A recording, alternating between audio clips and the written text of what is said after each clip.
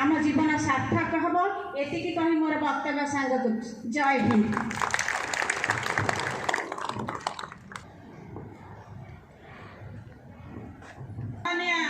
प्रधान शिक्षयित्री महोदय तथा उपस्थित समस्त शिक्षक शिक्षयित्री वृंद तथा मोर आदरणीय जनराज्य दिवस यही पवित्र दिवस रे मु आम जातीय त्रिरंगा तले मोर भक्तिपूत श्रद्धांजलि ज्ञापन करुछि।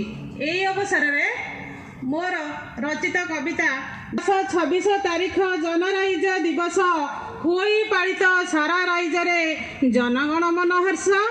एही दिवसटी आम जन्मभूमि भारत पाई पवित्र सार्वभौमत्व को एही दिन आम राष्ट्र होइथिला प्राप्त। जाति इतिहास स्वर्ण अक्षर रे एही दिनटी लिपिबद्ध। राजधानी दिल्ली ठारू पल्ली जाए होई उठे मुखरित। भीमरावंकर नेतृत्व रे आम संहिता देश शासन 19 मसीहार तारीख दिन देश प्रति लोकार्पित होइथिला। ए जातीय दिवस रे चिरस्मरणीय अटे ही दिन भारत इतिहास रे।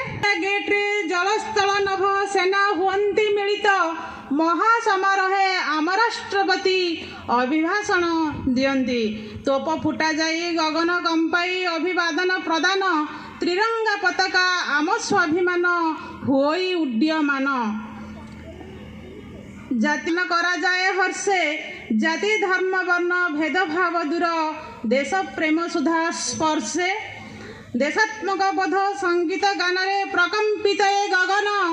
देशात्मक बोध संगीत गान रे प्रकंपित ए गगन।